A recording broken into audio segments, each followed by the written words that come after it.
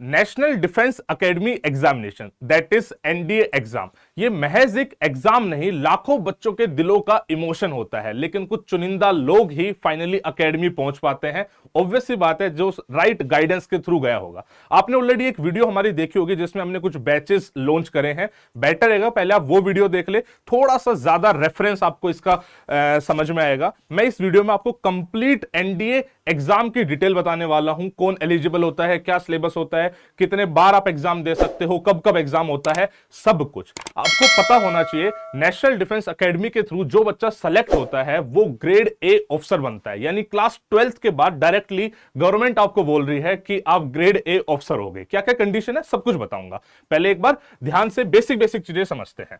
NDA exam दो part में होता है। सबसे पहले एक रिटन एग्जाम होता है और उसके बाद जो बच्चा रिटन एग्जाम निकालता है उसका एसएसबी होता है, और ये एग्जाम साल में दो बार होता है। एक बार होता है अप्रैल में, दूसरी बार होता है सितंबर में। अप्रैल वाले एग्जाम को एनडीए 1 के नाम से जाना जाता है, सितंबर वाले को एनडीए 2 के नाम से जाना जाता है। अगर हम रिटन एग्जाम की बात करें तो रिटन एग्जाम दो पार्ट में होता है, इसके दो पेपर होते हैं जो सेम ही डे होते हैं। पहला पेपर होगा मैथमेटिक्स का, जो नॉर्मली 10 से 12:30 बजे तक का होता है, फिर एक गैप होगा एंड फिर होगा जीएटी का। जो मैथमेटिक्स में इसमें सिलेबस आता है वो क्लास 11th एंड 12th की मैथमेटिक्स बच्चे से पूछी जाती है। आप सिलेबस इसका डाउनलोड करोगे, प्रॉपर एक नोटिफिकेशन आती है, इसमें सिलेबस आता है जिसमें आपको सारे के सारे टॉपिक क्लास 11th और क्लास 12th की एनसीईआरटी का मिलेंगे। थोड़ा सा लेवल एनसीईआरटी से ऊपर होता है लेकिन सिलेबस एग्जैक्टली सेम है, there is no difference at all. दूसरा जो पेपर होता है उसको जनरल एबिलिटी टेस्ट बोला जाता है, जिसको हम जीएटी के नाम से जानते हैं। उसमें दो पोर्शन में डिवाइड होता है। सबसे पहला पोर्शन होता है इंग्लिश, दूसरे पोर्शन में साइंस और जीएस मिक्स होती है। अगर हम मैथमेटिक्स में बात करें तो क्लास 11 12 का सिलेबस मैंने बताया, वहीं पे जीएटी में जो इंग्लिश होती है वो कॉम्पिटिटिव इंग्लिश होती है, जो किसी क्लास से डिफाइंड नहीं है। कॉम्पिटिटिव इंग्लिश यानी आप कोई भी कॉम्पिटिटिव एग्जाम दोगे ना, गवर्नमेंट एग्जाम, उसमें एक इंग्लिश पूछी जाती है जिसमें ग्रामर, रीडिंग कॉम्प्रिहेंशन, वोकैबुलरी ये सब पूछते हैं, तो वो इसका सिलेबस होता है। साइंस की बात करें तो साइंस 9th एंड 10th की साइंस होती है। 9th एंड 10th की अगर आप एनसीईआरटी पढ़ोगे तो बिल्कुल सेम आपको वहीं से क्वेश्चन आपको यहां पे मिलेंगे। जीके की बात करें तो again it is a competitive GK, जिसमें history, geography, polity, current affairs, economics ये सब पूछा जाता है। इसमें कोई क्लास डिफाइन नहीं है कि भाई कौन सी क्लास की आपको किताबें पढ़नी है, लेकिन मैथमेटिक्स में क्लियर आपको क्लास डिफाइन होती है। अगर आप मैथमेटिक्स के पेपर पैटर्न की बात करें तो इसमें टोटल 120 क्वेश्चन पूछे जाते हैं, 120 क्वेश्चन। वहीं पे अगर आप जीएटी की बात करें तो इसमें 150 क्वेश्चन पूछे जाते हैं, जिसमें से 50 इंग्लिश, 50 साइंस, 50 जीके। तो ऐसे इस तरीके से अगर हम बात करें कि इसमें पास कैसे होना होता है, इसमें बेसिकली दो कट ऑफ होती है। एक होती है ओवरऑल कट ऑफ, जैसे मैं समझाता हूं, जो मैथमेटिक्स का एग्जाम होता है वो होता है 300 मार्क्स का, और जो जीएटी का एग्जाम होता है वो होता है 600 मार्क्स का। तो टोटल पेपर हो गया 900 नंबर का। अगर कट ऑफ की बात करें तो एक कट ऑफ तो कंप्लीट 900 मार्क्स में से निकलेगी, जो आज की डेट में बात करें तो लगभग 300 350 के बीच में घूमती रहती है।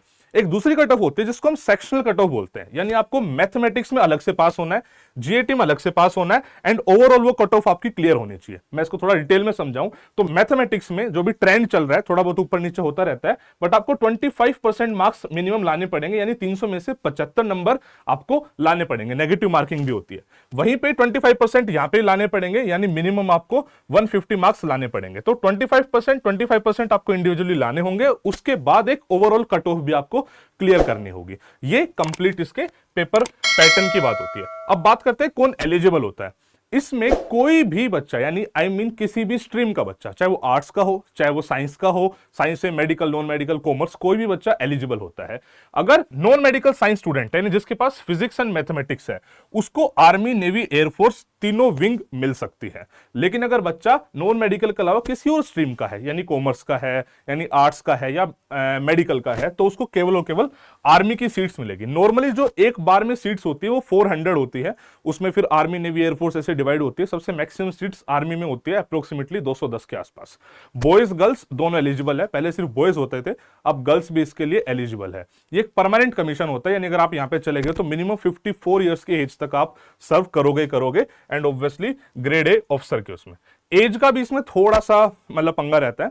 एज जब आप फॉर्म फिलअप कर रहे हो उस टाइम पे आपकी एज अप्रोक्सीमेटली, प्रॉपर नोटिफिकेशन में डेट आती है, वो नोटिफिकेशन आएगी तब आपको बताएंगे, बट अगर रफ मैं बताऊं, जब आप फॉर्म भर रहे हो उस टाइम पे आपकी एज 15.5 साल से लेकर 18.5 साल के बीच में होनी चाहिए।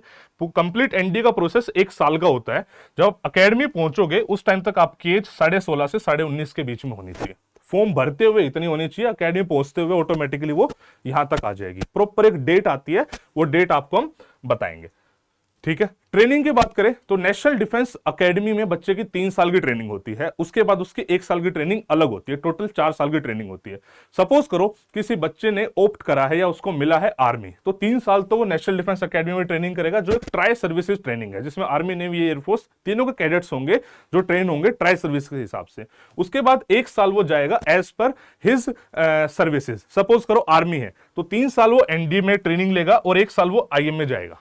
सपोज करो एयरफोर्स है तो 3 साल वो एनडीए में जाएगा और 1 साल वो एएफए जाएगा। नेवी है तो 3 साल एनडीए और फिर 1 साल वो आईएनए जाएगा, राइट। और 4 साल की ट्रेनिंग के बाद वो कमीशन होगा। जो कमीशन होगा तो he will be a gazetted officer, A grade officer. Bharat देश में इससे ज्यादा सैलरी, वैसे तो जो एनडीए वाला बच्चा होता है वो जॉब की तरह इसको लेता नहीं है, बिकॉज डिफेंस एक पैशन है, लेकिन स्टिल मैं आपको फैक्ट्स बताऊं तो इससे ज्यादा सैलरी किसी और गवर्नमेंट जॉब में है नहीं। मतलब आईएएस आईपीएस जो सिविल सर्वेंट्स होते हैं उनसे भी ऊपर ये होता है, बिकॉज ऑब्वियसली बात है जॉब इस टाइप की है। ग्रेड ए ऑफिसर आप बनोगे। अलग अलग, मतलब जैसे अगर आप आर्मी में जाओगे तो आर्मी में पहली जो पोस्ट होगी जिस पर आप कमीशन होंगे उसको लेफ्टिनेंट बोलते हैं। बहुत सारे लोगों ने सुने होंगे इसके बारे में, लेफ्टिनेंट बन गया तो लेफ्टिनेंट ये पोस्ट होती है। अगर वही उसके पैरेलल पोस्ट अगर आप एयरफोर्स के थ्रू जाते हो तो फ्लाइंग ऑफिसर होती है। अगर आप नेवी में जाते हो तो उसको सब लेफ्टिनेंट बोलते हैं। वो तीनों सेम ही है, तीनों मतलब बस वो पोस्ट के नाम अलग अलग है, बल्कि एकदम सेम है। आप अपनी मतलब प्रमोशंस में आगे बढ़ते रहोगे एंड मिनिमम 54 ईयर्स तक की तो सर्विस होती है, बाकी डिपेंडिंग ऑन आपकी परफॉर्मेंस वो अप टू 60 ईयर्स भी जा सकती है। तो ये कंप्लीट इंफॉर्मेशन मैंने देने की कोशिश करी नेशनल डिफेंस एकेडमी एग्जाम के बारे में।